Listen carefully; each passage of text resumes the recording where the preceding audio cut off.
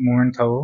काफ़ी मतलब 1 से रैंक एक्सपेक्ट नहीं किए थे, लेकिन ये था कि हाँ, कुछ अच्छा रैंक आ जाएगा। बट काफ़ी अच्छा लगा, मतलब काफ़ी घर वा पेरेंट्स भी काफ़ी हैप्पी थे। वो लोग भी काफ़ी इमोशनल हो गए थे, तो अच्छा मोमेंट था काफ़ी वो। जी। तो सर आपने हायर एजुकेशन कहाँ से किया? सर हायर एजुकेशन से सब दिल्ली से हुआ है सर, जी। स्कूलिंग भी दिल्ली से हुआ है।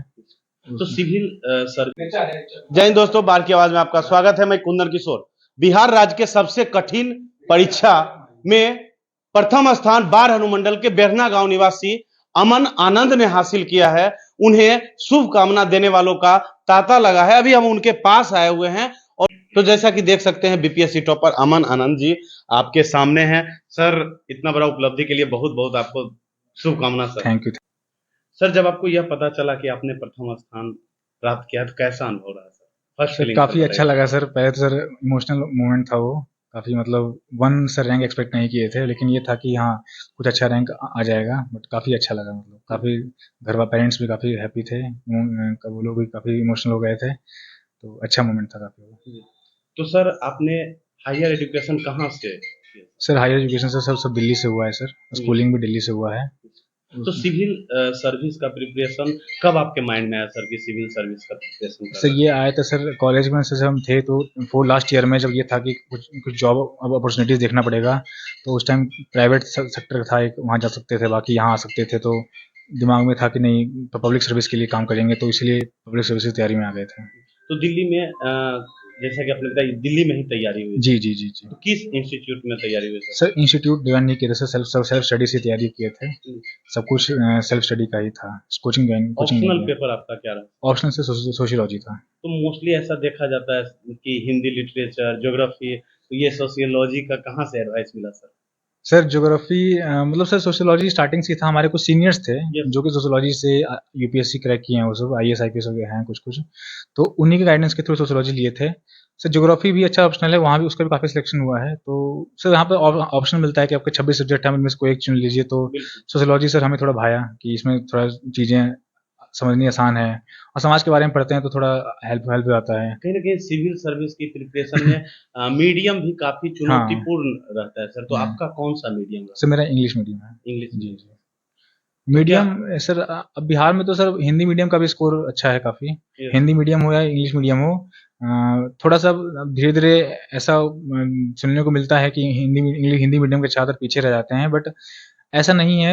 अगर आप हिंदी मीडियम में भी अच्छा कंटेंट लिख के आते हैं तो वो मार्क्स बराबर मिलता है बराबर। मतलब कहीं न कहीं आपको यह लगता है कि जो स्टूडेंट हिंदी मीडियम से भी प्रिपरेशन करें, उन्हें चिंता नहीं, करने की कोई बात बिल्कुल नहीं नहीं, है? बिल्कुल नहीं। लास्ट ईयर भी हमारे एक यूपीएससी में भी टॉपर रहे हैं हिंदी मीडियम के, रैंक 18 आए हैं, रैंक 21 आए हैं। बिहार बीपीएससी में भी टॉप 10 में भी हिंदी मीडियम के छात्र आए हैं।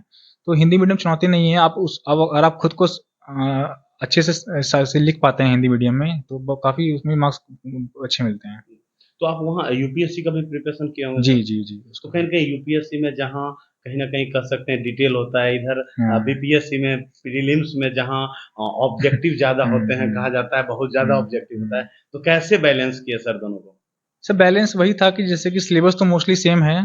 थोड़ा सा फ़र्क होता है कि बीपीएससी में थोड़ा सा चीज़ें फैक्चुअल पूछी जाती हैं, प्रीलिम्स मीडियम में, प्रीलिम्स में उस पे, तो उसमें क्या होगा कि आप एक महीने पहले उन चीज़ों को पढ़ना स्टार्ट कर दीजिए, तो 1 महीने में वो चीज़ कवर हो जाती हैं।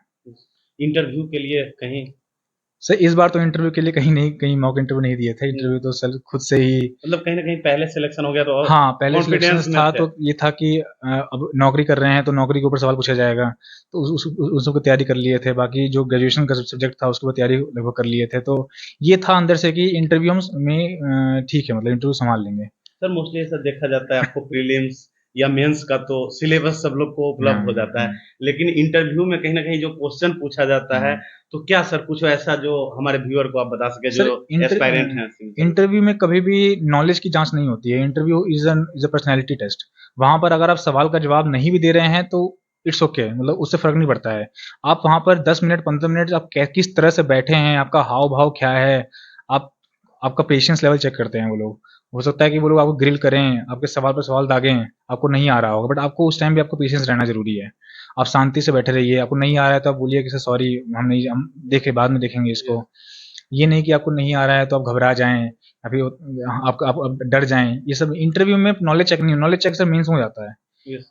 अगर नॉलेज चेक करना है तो उन्होंने मेंस पीटी ले लिया है। इंटरव्यू चेक कर रहे हैं पर्सनैलिटी कि आप उस पद के लायक, आपको जिस पद पे हम भेजेंगे आप उस पद को जस्टिफाई कर पाइएगा नहीं कर पाइएगा, क्योंकि जब आप फील्ड में जाइएगा तो बहुत वर्कलोड रहता है, बहुत काम रहता है, तो उस काम के दौरान आपको पेशेंस आपको ज़रूरी है।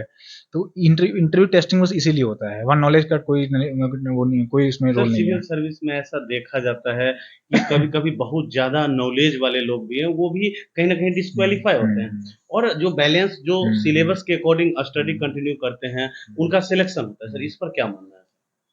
सर देखिए, इसमें क्या है कि ये एग्ज़ाम में एक्स्ट्राऑर्डिनरी स्टूडेंट्स का कोई वैसा कुछ वो नहीं है कि उनसे ही पास होगा एग्ज़ाम। आपके पास एक सिलेबस है, आपके पास किताबें हैं, आप सिलेबस की किताबें पढ़ लीजिए, आप एग्ज़ाम में अच्छे करके आ जाइए।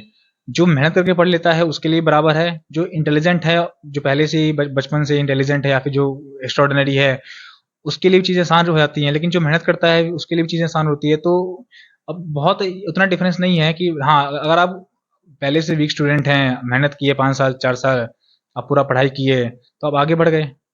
सर अब यस हम ही थे, हम एवरेज स्टूडेंट थे पहले, यस। बट धीरे-धीरे अपना करते गए, तो अच्छा हो गया।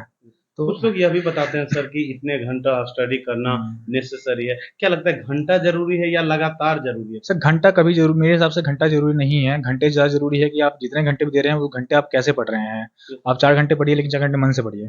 यस। आप 6 घंटे पढ़िए, मन से पढ़िए। आपको ये नहीं है कि आपको 15 घंटे पढ़ना है, आपको 18 घंटे पढ़ना है, ये सब फालतू चीज़ें होती हैं। सर ऐसा भी देखा जाता है मोस्टली बिहार के स्टूडेंट में सर, कि वो बीपीएससी का प्रिपरेशन कर रहे हैं, तो बीपीएससी भी दे रहे हैं, हुँ, एमपीएससी भी दे रहे हैं, यूपी भी। तो हुँ। क्या सर इससे भी तो इफ़ेक्ट होता है कुछ सर? नहीं, जैसे कि हाँ, थोड़ा-सा इफ़ेक्ट पड़ता है। मोस्टली मोस्टली जितने भी कमीशन के एग्ज़ाम हैं, यूपीएससी हो चाहे बीपीएससी हो, एमपीपीएससी हो, यूपीपीसीएस हो, सबका सिलेबस मोर और लेस सेम है। यस, बस ये है कि आप जिस राज्य में जा रहे हैं, आपको उस राज्य के बारे में थोड़ा पढ़ना पड़ेगा। यस, तो अगर आप बिहार के हैं, बीपीएससी तो आप दीजिएगा ही, आप यूपी दे सकते हैं। यूपी का भी सब कुछ बराबर ही है, यूपी, बिहार है। यस। उसके बाद आप यूपीएससी दीजिए। एमपी में भी थोड़ा एमपी का ज़्यादा पूछते हैं, तो वहाँ आपको पढ़ना पड़ेगा अलग से 10 दिन, 5 दिन। यही डिफ़रेंस है, बाकी ज़्यादा कोई डिफ़रेंस का नहीं है। तो अभी आप कहाँ कार्यरत हैं सर? अभी हम मधुबनी में कार्यरत हैं, किस डिपार्टमेंट? आरडीओ हैं, बीडीओ मतलब होते हैं, ट्रेनिंग में हैं अभी। अपना बहुमूल्य समय देने के लिए बहुत बहुत धन्यवाद। तो आपने मिला, ये बिहार के टॉपर अमन आनंद जी हैं, जो हमारे बार अनुमंडल का नाम पूरे बिहार ही नहीं पूरे देश में कह सकते हैं। आज स्वर्णिम अक्षरों में सब जगह इन्हीं का चर्चा हो रहा है। अमन आनंद, अमन आनंद। हमने इनसे बात किया।